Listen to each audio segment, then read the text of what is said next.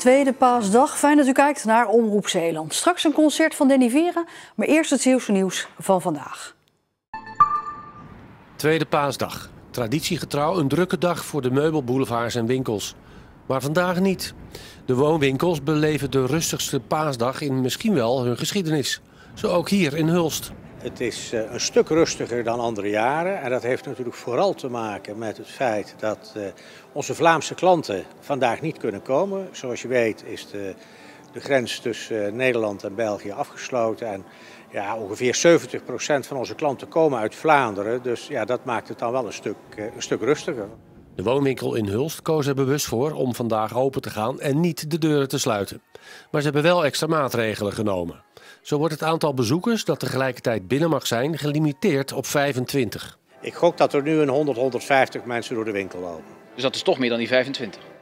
Ja, alleen we hebben wel in de gaten. We hebben op dit moment 5 mensen in de winkel rondlopen die alleen maar kijken waar die klanten zich bevinden. Dus zo gauw als daar ergens een soort van groepsvorming plaatsvindt, omdat mensen naar dezelfde afdeling lopen, dat kan een toevalstreffer zijn, ja, dan moeten we daar wel wat aan doen. De ongekende rust betekent wel dat de bezoekers die wel zijn gekomen rustiger kunnen rondkijken dan anders. Zoals voor Jessie en Alex uit Sluis. We zijn het niet gewoon, nee, want we komen wel regelmatig en dan is het wel heel druk altijd. En dus het is eigenlijk wel een keer plezant om de winkel een beetje voor jezelf te hebben. Steun voor mensen in de zorg is er deze dagen op veel verschillende manieren. Maar in Grauw is er iets bijzonders te zien. Een groot hart in een weiland. We zaten eerst aan de keukentafel van, ja, dat gaan we zo uitmeten en zo uitmeten. En ik zeg, ja, je moet dat eerst even een beetje uitzetten. Maar met die trekkers kan je eigenlijk niet zomaar van links naar rechts en opnieuw beginnen. Het is geen potlood dat je oppakt. Dus hij ging naar buiten, ik ging naar buiten. En een uurtje later kwam ik terug in de keuken en hij zegt, het staat er al op, hoor. De vrouw van Bouenne werkt in de zorg en het hart is mede voor haar gemaakt. Ik doe het voor de zorg en voor mensen die het nodig hebben.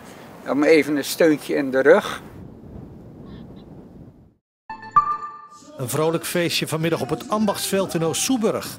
Ouderen uit het zorgcentrum van SVRZ konden genieten vanaf hun balkon van een paasconcert met Nederlandse volksmuziek. Alles om de ouderen in deze tijd op te vrolijken. Nou is het natuurlijk wat mooi weer, maar je zit alleen maar binnen en ze zien of er gebeurt eigenlijk weinig. Dus het is echt heel belangrijk en heel fijn als voor iedereen even een uurtje wat anders. Bartels organiseert het concert speciaal voor haar schoonmoeder die op het Ambachtsveld woont. Voor haar zijn het extra moeilijke paasdagen. Het is natuurlijk hartstikke moeilijk om gescheiden te zijn van iedereen. En zeker van haar man die 55 jaar lang dag en nacht naast zijn zijde heeft gehad. En nu zijn we er toch een beetje bij. En dan onder het mom van muziek, want daar houdt ze ervan. Dus ja, het had niet mooier gekund. Hey, leuk dat je weer bij bent. Je kijkt naar La Biboutique. Nick Medendorp, oftewel DJ92 uit Goes, viert dit jaar zijn 20-jarig jubileum. En wilde dat uitgebreid vieren met een aantal optredens. Maar door de coronacrisis gaan die niet door en zit hij zonder werk. Maar dat betekent niet dat hij stil zit. Blijf vooral luisteren. Ik maak wekelijks een radioshow, dat heet La Boutique. De winkel van de beats. Dus dat zegt eigenlijk al wel dat daar van alles in mogelijk is. Dat deed ik hiervoor al, voor de coronacrisis, om hem maar even te benoemen. Maar ik had het zo druk met boekingen in het weekend dat ik het op een lager pitje moest zetten. En nu de crisis is en we geen club-evenementen kunnen organiseren of draaien, dacht ik ga lekker vanuit huis weer streamen. Zodat de connectie tussen de mensen en de DJ's gewoon goed blijft. Want ik vind dat ja, absoluut super belangrijk.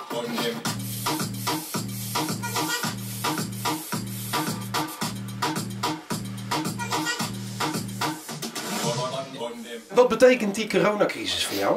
Ja, de coronacrisis is denk ik voor de hele wereld een keiharde klap. Alles staat stil, dus ook voor mij. En we moeten natuurlijk heel eerlijk zijn. De afgelopen jaren heeft de economie fantastisch gedraaid. Voor heel veel ondernemers, MKB, ZZP. Dus iedereen zou in principe een buffertje opgebouwd moeten kunnen hebben. En ik denk als je goed contact houdt met de mensen om je heen, ook al is dat dan in dit soort tijden niet direct met een omhelzing, dat er uiteindelijk een hele mooie en nieuwe tijd voor ons klaar staat straks. Door de coronacrisis zijn artikelen van een aantal buitensporten ineens erg gewild. Doordat we online natuurlijk heel sterk zijn met Skate-Dump, is dat eigenlijk geëxplodeerd een week of 3 geleden. Voor ons heeft het heel veel omzet opgeleverd. Want wat wordt er zoal meer besteld? Vooral skiers, skiers, inline skates, maar ook speed skates. Maar vooral dus eigenlijk de toegankelijke fitness skates. We hebben vorige week 60% meer hardloopschoenen verkocht. Maar dat is ook de enige sport eigenlijk naast fitnessaccessoires waar we meer in verkopen als voorheen. En wat voor sporters zijn dat? Gelegenheidssporters? Zijn dat mensen die normaal andere sporten doen? Divers. Dus er zijn inderdaad mensen die inderdaad een sport beoefenen. Die zeggen, nou dat kan nu niet, dus laat ik gaan skileren. Maar ook mensen die zeggen, nou ik zit al zo lang op de bank. Nu wil ik echt eens wat gaan doen. En dan is dat een hele toegankelijke, laagdrempelige sport. Toch zijn de toenemende verkopen niet per se voor iedereen goed nieuws. Nee. Als ik kijk, vorige week draai je gewoon ongeveer 60% minder omzet over de hele lijn. En de dikke plus in running maakt daar dus eigenlijk niet zoveel aan goed. Dus het wordt wel even uitkijken hoe het de komende tijd gaan doen. Ik hoop dat ze allemaal gaan hardlopen dus en allemaal bij ons komen. En in ieder geval de lokale ondernemer dan maar steunen. In eerste instantie was er vandaag in Zeeland sprake van veel bewolking en er viel ook een beetje regen. Maar gaandeweg de dag, in de middag kwam op deze tweede paasdag de zon steeds beter en meer tevoorschijn. Al bleef het wel een stuk kouder dan gisteren met een maximumtemperatuur van 10 graden. Vanavond en vannacht hebben we een afwisseling van bewolking en opklaringen en de temperaturen zakken daarbij tot ongeveer 4 graden. De wind is matig uit het noordoosten. Ook morgen blijft het aan de frisse kant met maximumtemperaturen rond 10 graden, maar met minder wind en aardig wat zonneschijn, ook wel bewolking en een temperatuur van 9 of 10 graden. En dan de dagen daarna, dan zien we op woensdag en donderdag veel zonneschijn en een temperatuur die ook geleidelijk weer hoger komt te liggen. Op woensdag en vrijdag wordt het ongeveer 15 graden, op donderdag kan het warm worden met 20 graden. Tot zover het Zeeuwse nieuws van dit moment. Blijf op de hoogte via onze site en ook via de app voor uw telefoon of uw tablet. Zometeen het concert dat Danny Vera een tijd geleden gaf in de Oostkerk in Middelburg. Heel veel plezier daarmee en nog een mooie tweede paasdag.